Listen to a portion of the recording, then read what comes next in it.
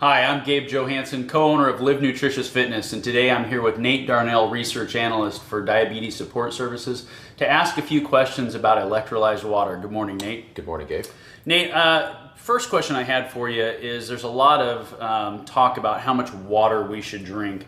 I've seen people say you should have 2 gallons of water a day. I've seen people say you should have 4 glasses of water a day. What's your take on that? Yeah, that's a really good question, and it's not so much my personal take so much as it is kind of a scientific consensus. And I've seen, as a research analyst, I see extremes on both sides. I see physicians that have an extreme opinion that we should be drinking more than that, and other physicians and scientists saying, no, we don't need that much. What we do know is that in 2004, the National Academy of Sciences really put a bunch of scientists to task, and they looked at a whole bunch of data, and it was even difficult for them to say how much we should really be consuming per day, because there are so many differences between human beings, based on size and whether or not they're engaged in a lot of athletics or not. But they pinned down some averages, and they said, for the average woman, she should be consuming about 2.7 liters of water per day. For the average man, about 3.4 liters of water per day. And when we're looking at, how can we translate that into, everyday, kind of measurements and terms, 1 liter is the equivalent of 4 glasses. 2 liters is the equivalent of 8 glasses. So of course, 3 liters would be approximately 12 glasses of water. So one of the other things is that we get a lot of our hydration from fruits and vegetables too, so long as we're eating a really healthy diet. So that doesn't mean you need to consume 3 liters of water or close to 3 liters of water. It simply means that's the recommended daily consumption. As long as we're eating a really healthy diet, we should be getting a lot of that from our fruits and vegetables. Okay. So when it comes to electrolyzed water, there's a lot of talk about demineralized water and reverse osmosis. If an athlete or anybody is drinking demineralized water, what does that do to your body? And that's another really good question. And I think before we even talk about that, I've seen some extreme examples of like overhydration, where I've seen kind of pseudo health professionals say, well, we should just drink water to our heart's content, and that's a very dangerous thing to do. Water can be just as toxic to us in great amounts as not having enough. And we know, for instance, it's one of like the 3 basic things we need for survival, right? If we don't have air for 5 minutes, we're going to perish. If we don't have water for several days, we're going to perish. If we don't have food, we'll perish after about 30 days. We can go for a while without food. But water is a critical need. At the same time, human kidneys can only filter out 1 liter per hour.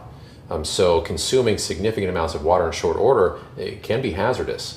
And the body has to do something with that water. It has to push it to the extremities. That can cause swelling in the extremities, and it can also cause headaches and migraines. Okay. So we really need to think about, well, how much are we really consuming per hour? Right. And right now, I think the consensus is, a liter or less per hour. Can you consume that throughout the day? Sure. And so the effects are swelling, bloating? Well, if you drink way too much, yeah. And then to address the issue of demineralized water, this again is one of these highly contested, controversial issues in the world of health management, which is, is it really good to drink demineralized water? And again, there was a World Health Organization paper that was published in 2004 indicating that there can be in health-related issues with a long-term consumption of demineralized water that's produced either through reverse osmosis or through distillation.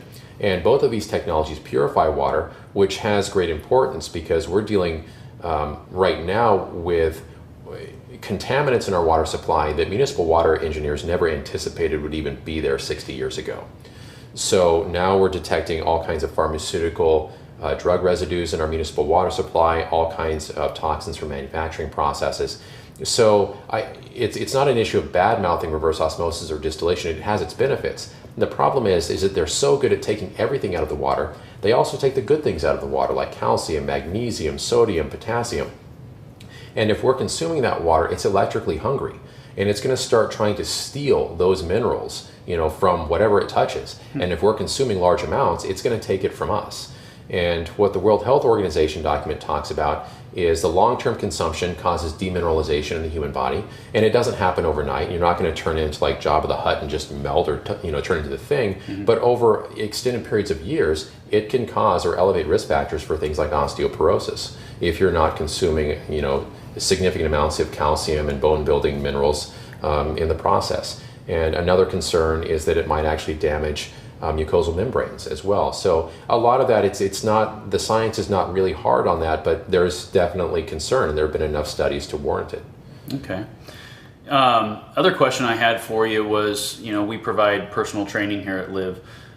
Is hydrogen-rich electrolyzed water something recommended for athletes then? Does it have a benefit to them or to people who are just training heavily? Well, based on all the research that I've read, I think it has a benefit to everybody. And I think moderation is the key. And before we talk about the athletic side, I'd like to talk about the diabetic side. Okay. And because that's my realm of expertise, and just looking at the different options we have for diabetes management. And first and foremost, it's important for everyone to understand that diabetes is a global epidemic, and we often call it the silent epidemic because it doesn't receive nearly as much airplay or focus as it really should.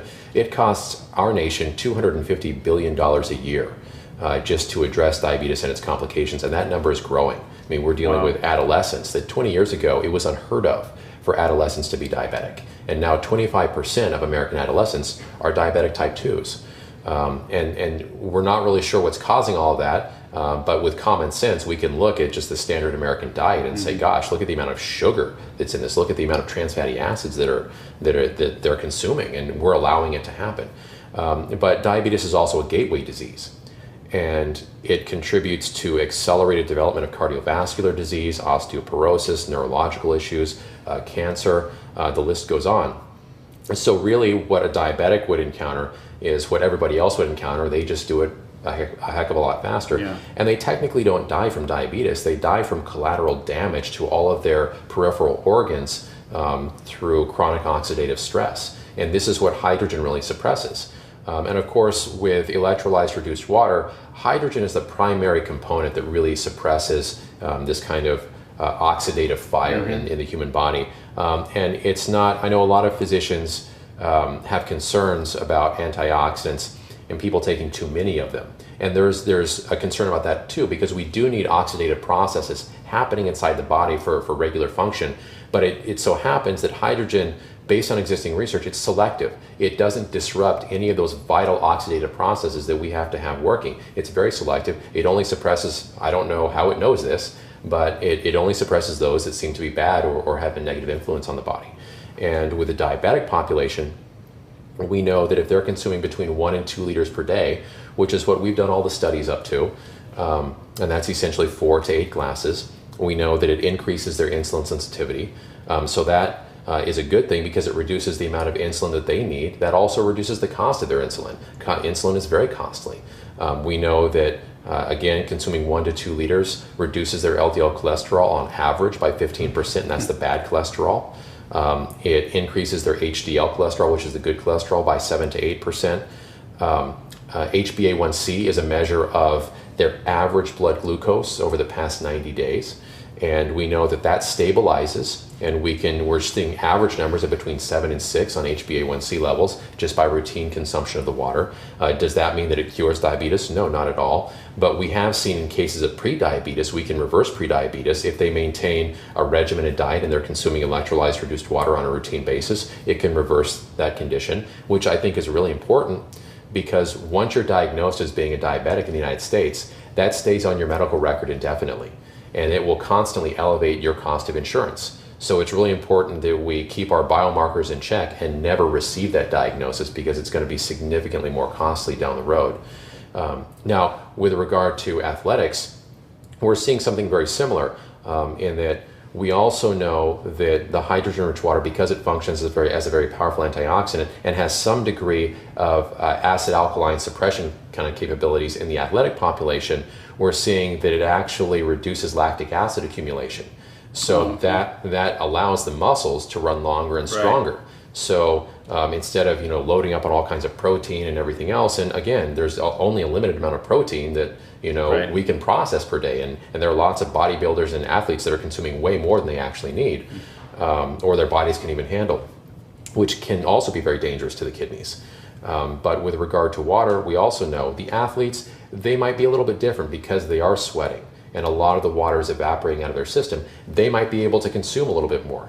But still, we need to fall within that kind of National Academies range, which is between 2.7 liters and 3.4 liters, unless they're just really sweating out. But in that case, they do need electrolytes and stuff too. Okay. So I have a question. I went on a motorcycle trip this last weekend, and I brought as much electrolyzed water with me as I could.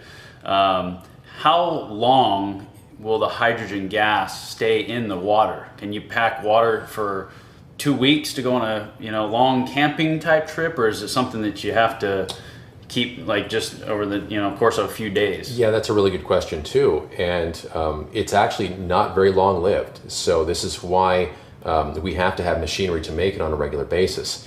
And we know that hydrogen, it can be slightly stabilized in water for several hours. So after production, it will remain dissolved in solution for about 4 hours.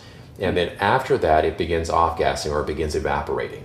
And we know from the laboratory studies that after about 24 hours, it's about half of what it is at saturation. And then after 48 hours, the water is back to equilibrium, which is basically a scientific term for saying all the gas is gone and it's lost a lot of its therapeutic value. Now, the water will remain slightly alkaline simply because it has charged particles of potassium, magnesium, and sodium. And that has a little bit of a health benefit to it. And so even if you boil it, those don't go away. The water will continue to remain alkaline. But if you boil the water, or if you heat the water up, the hydrogen is going to dissipate even faster. So it's really important to have fresh water on a routine basis. Okay. Now there are different ways of producing, hydrogen-rich water. And if you are on the road, there are hydrogen sticks that you can use, which use magnesium hydride to produce that. And you can do the same thing with silica hydride or even calcium coral hydride. The drawback to these, though, is that you can't produce a wide variety of waters. And this is why at the university level, we actually use the electrolysis process. Because we can buy one machine and we can produce all kinds of cleaning and disinfecting waters along with cooking waters and everything else. So it's actually a much better cost-benefit ratio to do it electrically than it is through hydrolysis. Okay. But there are other options. So if you're on the road, that might be one. But what I'd actually recommend, I'm not sure if you have any travel cases on your bike, but when we do our clinical studies, we try to find insulated flasks like the steel flasks, and we'll pre-chill them. And you can make ice cubes out of the electrolyzed water and contain the hydrogen in the ice as long as you put it right in the freezer very quickly. And then you can just drop some of those after you pre-chill your container, drop those in there, and then fill it up with water, and then you're good, for your bike ride, so long as you're not going to be on the bike for more than a day or so. Okay. And it works very well. So that makes me think of another question. When I ran out of the electrolyzed water, I had to pick up I got a Aquafina from the gas station, and the first drink I took of it, it made me feel thirsty. It felt like it washed away all the moisture out of my mouth and my throat. What is it that makes this hydrogen-rich water seem so much like smoother and just more hydrated? Yeah, well, and that's a really good term, because that's the same term that I keep hearing from people as they begin consuming the water. And I have to tell you, I have the same experience. Having consumed the water for over 2 years, I can't go out and easily drink bottled water anymore. It tastes terrible to me. I can't drink tap water. I can taste the chlorine right away. Yeah. But there's an aspect of the water which is sometimes called microclustering. And this was a term that was used when they were doing magnetic resonance imaging in a research project maybe about 13 years ago. And I'm not really a fan of this term because it sounds a little spacey to me. In the laboratory environment, we might be able to get away with using it. I use the term reduced surface tension. Okay. And if you remember, you grew up in Oregon just like I did, and you remember the water skippers on the water. Yeah. They would slide across, and they're able to walk on water because there's this boundary at the top of the water which is like elastic, and nothing can penetrate it. So they can walk on it. What happens when the water is electrolyzed is that surface tension decreases. So the water can now penetrate membranes a lot easier than typical water can. And that doesn't last forever, but that's what happens when the water comes off of the cathodic electrode in the electrolytic water generator, otherwise known as a water generator. It does have reduced surface tension, and when you consume it, and this water also has hydrogen gas in it, when you consume it, it moves through your cellular membranes. It goes right through your intestinal lining much faster than standard water does. So translated, that means you're going to be super hydrated. It makes it right into your joints. And oftentimes, we're getting to that age where we're starting to not recover as fast as we used to. We might have a little bit of joint pain in the morning. We know that those who are 60 years of age and older generally battle this on a routine basis. And part of that has to do with they don't have the kind of synovial fluid in their joints that they used to. This water will make its way through the muscle tissue, through the joint tissue, and add an extra layer of hydration in those joints. So oftentimes they feel a lot better, and they don't need to take things like aspirin or painkillers like they used to. Okay, good information. Thanks, Nate. That was Nate Darnell from Diabetes Support Services, and I'm Gabe Johansson with Live Nutritious Fitness. Thanks for joining us, and we'll see you next time.